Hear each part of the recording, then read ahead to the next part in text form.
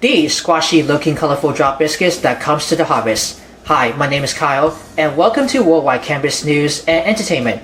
And today, we're going to show you how to make this recipe. Is the Honeynut squash drop biscuits. Alright, the first thing we're going to start by preheating the oven for 450 degrees Fahrenheit.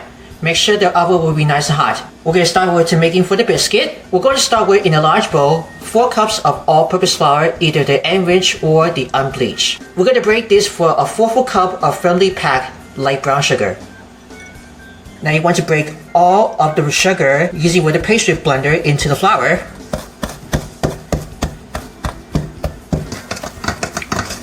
Okay, that's good. Now we're going to rise it up 2 tablespoons of baking powder.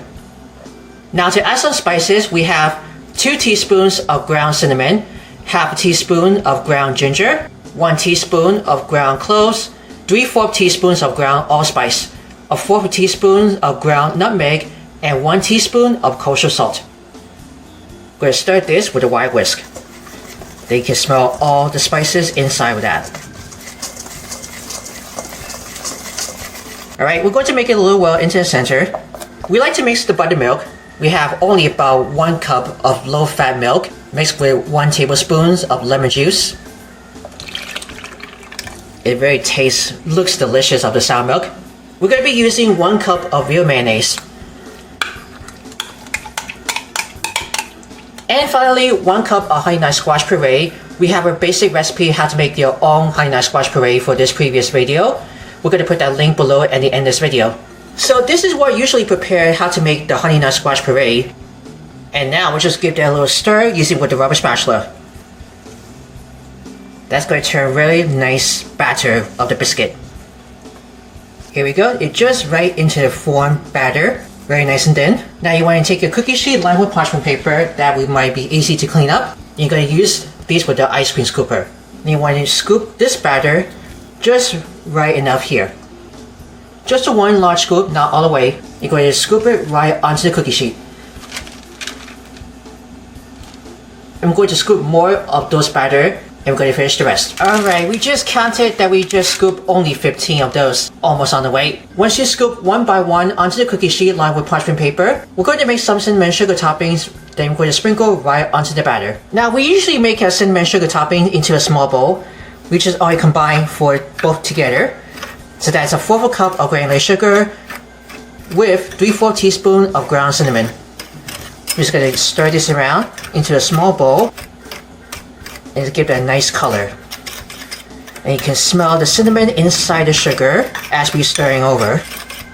Once you stir all into the small bowl, we're going to sprinkle right on top of the thin batter. You can go ahead to sprinkle the cinnamon sugar right on top of the batter. We're going to do that for 1 by 1.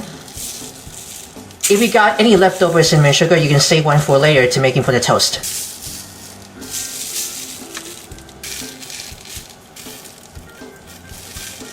Alright, once you sprinkle the cinnamon sugar on top of the batter, we're going to pop this in the oven. It has been preheated for 450 degrees Fahrenheit.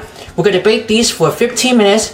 Watch it carefully and keep an eye on it in the oven. It looks done after it just baked for 15 minutes. We took it out of the oven. We transferred it onto the cooling rack. We let them cool for 20 minutes and you can see all of the drop biscuits turns orangey color. The cinnamon sugar just still out right on top, and you might be sure on the bottom it got stretched over for the crystallize. As you can see, this for the cinnamon sugar just melted onto the parchment paper and it stretched over for the melted sugar and the cinnamon. It turns very crystallized and it smells great.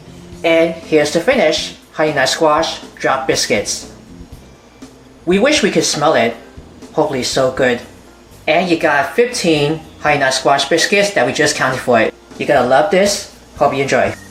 Before we leave, we're gonna give you guys to show you for this attempt video that we came up for Honeynut squash coffee cake from scratch. Now what we did was here, we just have already been following up our own recipe. So to get started, you preheat your oven, make the cake batter. But what they tell you to do was only to measure all of the ingredients first before you need to prepare 1 by 1. We still use peanut oil instead of vegetable oil. Put in the rest of those ingredients. Except in this case that you have to put it in the separate bowl for a second to go over the dry ingredients. Whatever matter that we forgot to add baking powder, and baking soda before you add the spices and stir it around with a whisk. Now we add up those together to make a nice soft batter that we didn't realize to add something to rise with. As we pour the batter into a prepared baking pan lined with parchment paper and sprayed with cooking spray, we spread it over because it looks like almost not enough batter.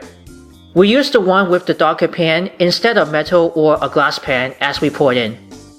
The other bowl to make a streusel toppings has to get crumbled into the flour, oats, brown sugar, pecans, and butter until it resembles with a rubber spatula. You know, just moving all the way around.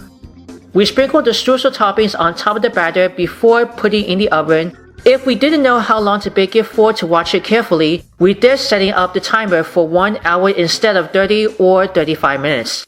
After we bake this and cool completely on a rack before making the glaze using powdered sugar and more milk to give it a little shine, and drizzle all over the cool cake with a spoon. As we mentioned that we need more glaze to keep drizzling. After we finish, we cut it into individual squares. What you notice that the bottom of the cake got over dry and over hardened. It just tastes like thin cardboard that's not even straight again. We decided to eat only a middle one and the streusel toppings with the glaze with a fork. And we will redo over and start another one, so the cake is just going to share with any people. And hopefully we think this dessert is absolutely fantastic. Honeynut squash drop biscuits are the #1 winner. Hope you guys enjoy and happy harvest. Did you enjoy this video? Let us know in the comments what you think about this. Check out these other recipes from In the Kitchen with Worldwide Campus on this playlist.